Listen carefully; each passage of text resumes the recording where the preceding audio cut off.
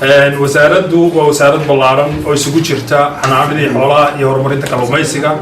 waxayna ka mid tahay wasaaradaha ugu balballaaran waddanka runtii shaqo culusna haysa oo ah caafimaadka xoolaha oo ah bayska keliya ay noloshu ay ka soo bilaabato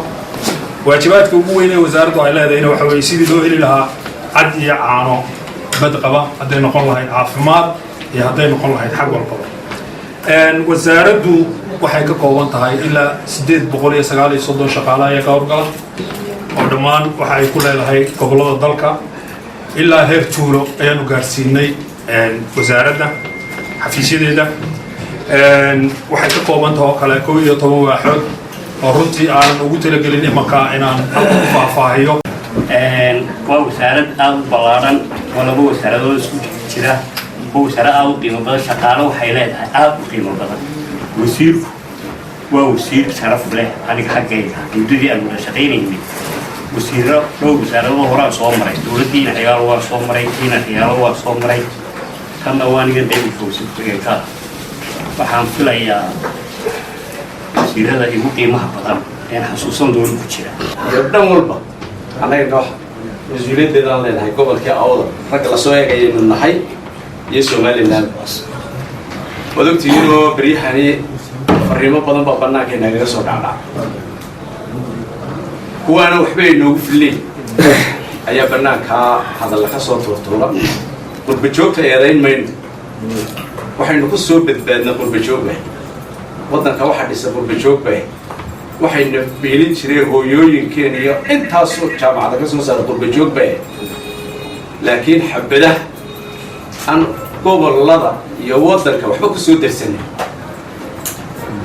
iyagu kolkay habsaameen kuwii wax soo gashaday inay wuxuuga baabiyaan doonaya insha allahu tacaala laga foojignaada leexan wasaaraddan horta wasaarada taan isugu dhowdhownayo labadeenna iskuday labadaba saaxiib baan maxamuud iyo weydba wasaaraddan زين كله أفضل من الباقي بنانا تيو نحن بيتك أفضل شحالابو أنا واحد صوب حجاب باك بنانا والله عقدون تاني كانوا ما هين وحنا لا هاي إلهي هرت سلاح كاوف وضيو كل جماعة السياسة سكال بلد كله وسيرة مرون فريسات باشا أنا جمد دارو والله قال لي لا أرجع سكوت بيقول تلو المدود المسؤول المصفين بارنا يوجو هو سيرني ما ضلنا ما يستربح كل أدوية هالجسيم دي أنا قلت سيجا وليس فهم أنا قاعد أدعيه ضد واحد مرتين كنا قنشنا لكن ما قدرت يو جوري وي مو بينه قال أنا عبد الرحمن ده هذا وينه وهلي طبعا كفر أحسن نتاجنا كسوري وحصل يا حيمان فرحت بي تايروتي تعيد طلب رنتي قيمة كل ذلك قيمة سنة موجودة السومال لا سيد الورد سوي زيرون بها إلا هوني يكون إبدا ما رنتي لا توش غيب وقفوا حضور دقنك وحكى قرانا يو عندنا سبب ديديان لبدا نبام ولبنا نورنتي تذكر بولشيجا بولشيجا عندك السعوديين عندنا استيدين waxaan rajaynayaa wasiir ku-xigeenka cusub inuu wasaaradda si fiican ay iskula qabsan doonaan sababtoo ah isaga ah shakhsi furfuran oona wasiirna isdiideen shaqaalena isdiideynin meesha ka baxayana waxaan ugu ducaynaynaa meel wanaagsan oo ka wanaagsan ilanka iyagana waxaan kusoo dhaweynaynaa meel wanaagsan oo haddii ilaahay yidhaahdo lagu barto shaqo fiican soo dhaweyn fiican sidaa loo soo dhaweeyey inuu ku hado nin muuqda in ilaahay ka dhigana waan ugu ducaynaynaa waxaan leenahay carafna lama saluugo cabashana ma fiicna waxa weeyaan dardaaran alla horta waxaad ka codsanayaa inaad igu ducaysaan in ilaahay igu astiro xilkaa uu ii idmaday madaxweynaha jamhuuriyadda somalilan waxaan codsanayaa waan ka codsanayaa shaqaale weynaha wasaaradda kalluumaysiga iyo xanaanada xoolaha inaad sidii aad ula shaqayn jirteen ee ugu mahad celinayay wasaaradda sidii iyo si ka wanaagsan inaad ila shaqaysaan hadday agaasimo tahay hadday wasiir tahay hadday shaqaale weynaha tahay taasina waa codsi maxamuud jaamac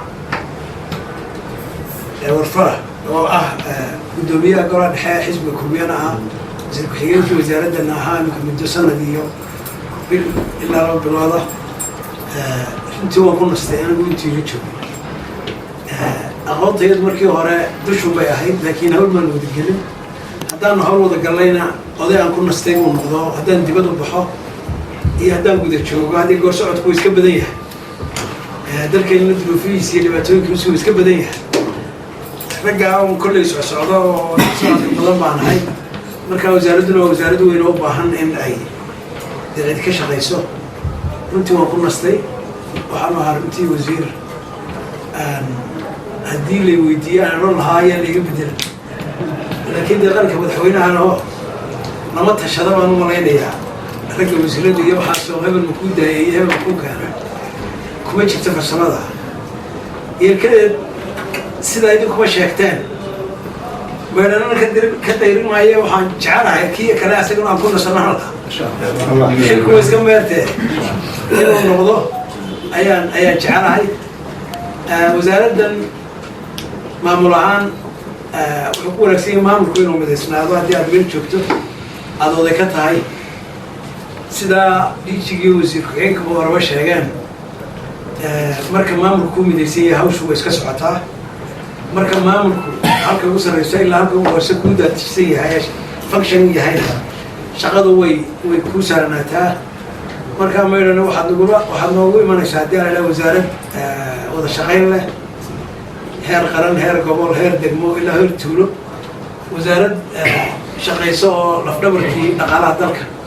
gacanta ku haysa oo kalluunkii iyo xoolihii noolaa ah wasaarad maalinkan maanta ah shaqadeedu maalin walba laga dareemayo mujtamaca dhexdiisa oo wixii aynu ku noolayn gacanta ku haysa caafimaadkoodii iyo ka shaqayntoodii iyo maalinkan maanta ka hortagoodii wixii dhiba wasaarad sayradaha adduunka iyo xoolaha aynu dirayna iyo maalinkan maanta ah inakoo aan ictiraaf furan haysan haddana dalal fara badan aynu xoolaha u dirno wuxuunbaa inoogu dhib badan dalka sacuudi arabiya oo xoolo ugu badan yihiin muddo dheerna oo qarniyaana ahayn mucaamilo lahayn mucaamiladaana marmar qoladii aynu berigii isku darsannay aynu islahayn khayr baa ka cayimaysaa oo imanka dee aanaynu isku fiicnayn ay qalin daarto oo ama munaafacada ka dayeen ama ka dayeen xumaynteenni ay xoolaha yaro carqaladeeyaan inahaasoo dhan baa jira dibadii gudaba markaa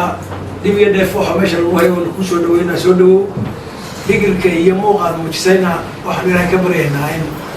ilaahay kuu gargaaro